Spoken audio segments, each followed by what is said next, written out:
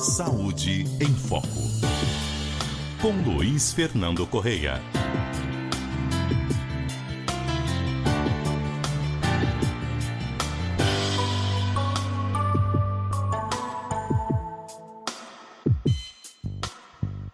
Muito bom dia, doutor Luiz Fernando Correia. Bom dia, Milton. Bom dia, Cássia. Bom dia, ouvintes. Bom dia, doutor.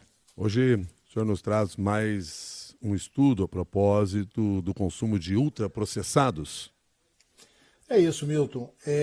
Foi divulgado ontem no Congresso Internacional de Obesidade, na Cidade do México, né, que começou ontem. E, aliás, nesse congresso tem um dado importante também a gente registrar. Toma posse o novo presidente da Federação Mundial da Obesidade, e é um brasileiro, Dr. Bruno Halpern, aí de São Paulo. Enfim, e o estudo que foi divulgado e foi publicado junto no American Journal of Preventive Medicine traz um número assustador, Milton. 1 em cada 4 mortes por doença do coração estaria ligada aos ultraprocessados. Foi uma análise de modelo matemática feita pela Universidade de Montreal e com a participação de professores da USP, Eduardo Nilson, que é da USP e da Fiocruz, também assina o trabalho. E os números que eles conseguiram.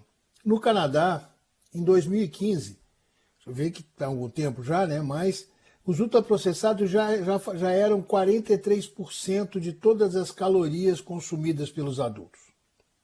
E o estudo mostra que, matematicamente, isso seria responsável por entre 23% a 38% das mortes cardiovasculares até 2019 eram atribuídas a esse consumo.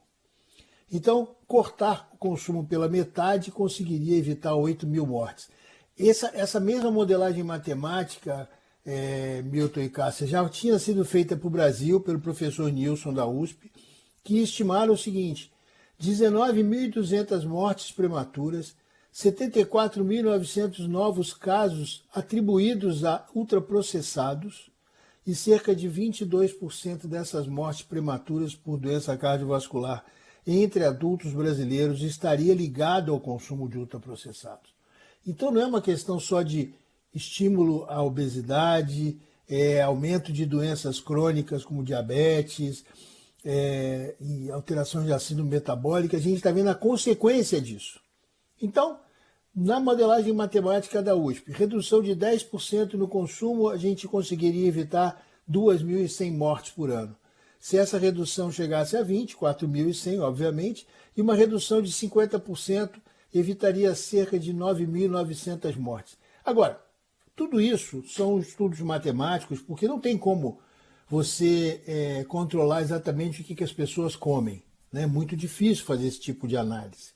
Ninguém vai chegar e dizer, olha, você vai só comer ultraprocessado e o outro não vai comer, porque isso não seria uma coisa nem ética, mas, enfim, para fazer esse tipo de análise, você sempre depende do relatório, ou seja, do relato da própria pessoa. O grande problema é a gente discutir por que o ultraprocessado domina o ambiente alimentar nos países. Por que é mais barato você comer ultraprocessado ou você, inclusive, encontrar ultraprocessado? A gente já fala no que a gente chama de desertos alimentares, ou seja, regiões nos países onde você precisa deslocar muito para conseguir comprar comida de verdade, né, comida saudável, e isso tem que ser transformado em política pública. Tem que se discutir imposto específico para ultraprocessado, uma rotulagem mais clara, restrição de publicidade, e a gente tem alguns exemplos importantes. Quer dizer, o próprio México, onde está acontecendo esse congresso, instituiu um imposto de 10% sobre bebida açucarada. Só isso diminuiu o consumo de ultraprocessados em 6%. Porque é aí que está com uma concentração perigosa.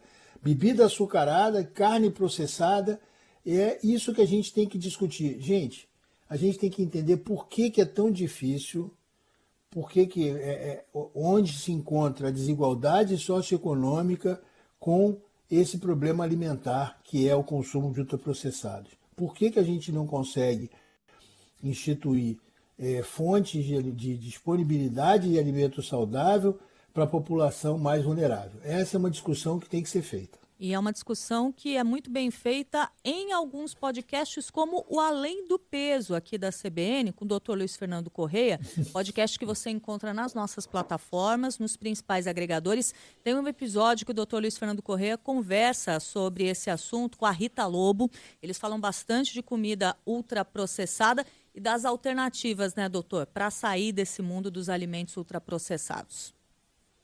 Exatamente, Cássio. E lembrar que a gente teve agora a informação que veio do Congresso da ASCO, o Congresso de Oncologia Clínica, que aconteceu em Chicago, onde mulheres que vivem em regiões onde você tem um deserto alimentar desse, ou seja, onde você não consegue comprar comida saudável, tem um desfecho muito pior do câncer de mama, inclusive com um desfecho de morte maior do que aquelas que têm acesso à comida de verdade.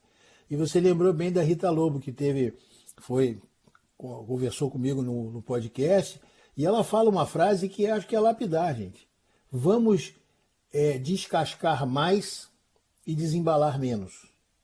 Fazer comida dá trabalho? Dá. Fazer comida com comida natural dá trabalho? Dá. Exige programação, exige que a gente consiga ter acesso a essa comida mais saudável, né, as fontes de comida mais saudável por um preço melhor e não seja tão caro. Agora, vale a pena, porque no ponto de vista da saúde a gente está vendo as consequências dramáticas do avanço dos ultraprocessados. Muito obrigado, doutor Luiz Fernando, e um bom dia. Bom dia para você, Milton, Cássia e todos os ouvintes. Obrigada, doutor.